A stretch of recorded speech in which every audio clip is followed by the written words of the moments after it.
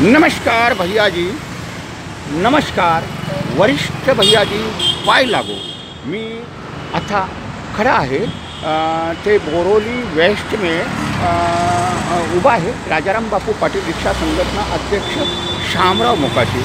मैं आज सब भैया जी को बोल दूंगा कि बाबा अपने को जो रिक्शा का परमिट देला है वो एरिया उसका कितना है.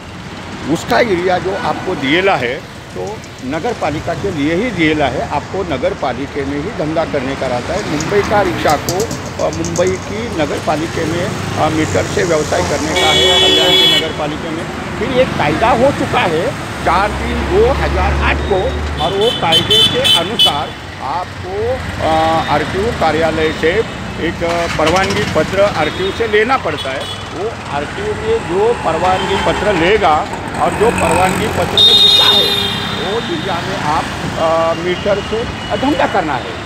ये सब आपको बोलने का इतना ही है कि आप बोलते हैं ये परमिट हमको सरकार ने फ्री दिएला है. फिर भैया जी ऐसा नहीं, फ्री मतलब इसका है कानून से हमने सरकार को विनती किया था. ये परवानगी पत्र है. ये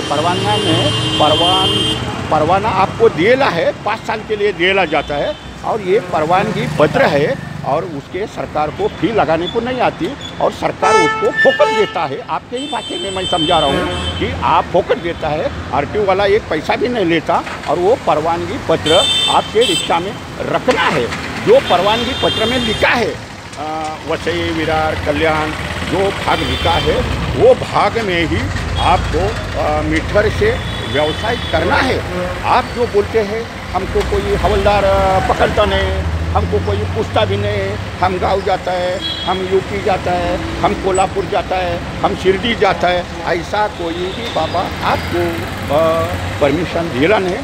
हर रिक्शा चालकों ने मैं इतना ही बोलूँगा, हर रिक्शा चालकों ने आरटीओ में जाके ये परवानगी पत्र लेके गाड़ी में रखना है. जो परवानगी पत्र आरटीओ वाले देते हैं वही एरिया में आपको मीटर से धंधा करना है. और दूसरी बात ये भी है कि आपके गाड़ी में सब पेपर रखना है और आपको एक पाली गाड़ी चलाने का रहता है और एक पाली आप भाड़े से दूसरे को दे सकता है. आप किसको भी परमिट बेच नहीं सकते. बेचेगा तो आप कायदेशीर गुनहगार है.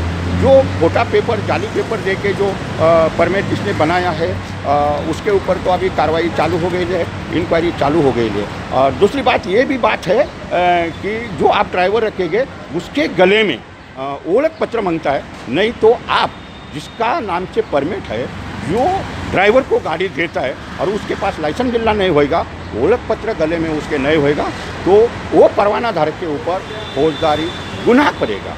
और वो भी कार्रवाई चालू हो गई है.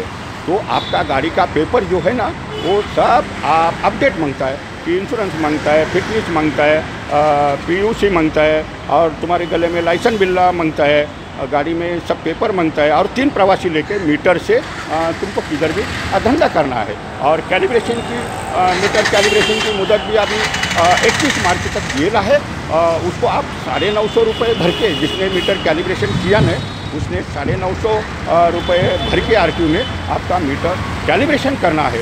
ये भी बात भैया जी आप ध्यान में रख दीजिए कि गाड़ी चलाते आप बम्बई में 90% भैया जी गाड़ी चलाते हैं और सब आरटीओ के काम में तो सब भैया जी है. बाबा तुम्हारे ही गाँव वाले तुमको सही गाइडेंस करते नहीं, इसके लिए आपकी लूटपाट होती है. ये ध्यान रखिए. आप गाड़ी पे कर्जा निकालते हैं वो कोई भी बैंक को ऐसा अलाउड नहीं कि किसका ये गाड़ी किसको भी खींच के लेके जाने का और दूसरे को बेचने का. ये तो कानून से गुनाह है. फिर भैया जी आप कभी भी सरकार के पास तकरार करते हैं. इसके लिए आपकी लूटपाट होती है और उसके लूटी की भी जवाबदारी आपकी है. आपने कागज़ लेगा, पेन लेगा और कोई सरकार के पास आर्जी करेगा ना तो उसके ऊपर कार्रवाई होती है. आप तो किसका सुनते ही नहीं. आप खाली बोलते हैं हम 1500 किलोमीटर से पैसा कमाने के आए हैं. अरे बाबा कायदे की धज्जी उड़ा के आपका ही नुकसान हो रहा है. आप आरटीओ में भी जाएगा तो आपके ही गाँव वाले 460 में लाइसेंस नूतनीकरण होता है ना तो आप उसको 1200-1500 रुपये देते हैं. रिक्शा का पासिंग का फी भैया जी 600 रुपये है. फिर आप ही आपके गांव वाले को 1800 रुपये देते हैं. गलती भी आपकी है ना, आप सुधारना है ना. आप सही ढंग से गाड़ी चलाओ, आपका गाड़ी का पेपर रखो और तब आप सुनेंगे, नहीं तो आपको लुटे ही रहेंगे। हम भैया मराठी करके उसमें कुछ भी मतलब नहीं। तुमको परमिट जो दिया रहता है वो 5 साल का ही रहता है। आपको किसको भी परमिट भाड़े से देने को नहीं आता और देने का भी नहीं। निदर्शन से आएगा तो परवाना वो कैंसिल होता है। और अपने गाड़ी पे ड्राइवर रखना है तो उसके पास लाइसेंस बिल्ला मांगता ही है। उसने जो कुछ भी गलती करेगा तो परवाना धारक के नाम से ही और बहुत सारी गुनाह पड़ता है। तो आप ये सब चीज़ें ध्यान में रख दीजिए। भैया जी आप ही बम्बई में 90% रिक्शा चलाते हैं, थाना में चलाते हैं, आपके ही लूट आपके ही गांव वाले करते हैं। धन्यवाद भैया जी, नमस्कार वरिष्ठ भैया जी, पाई लागो, धन्यवाद।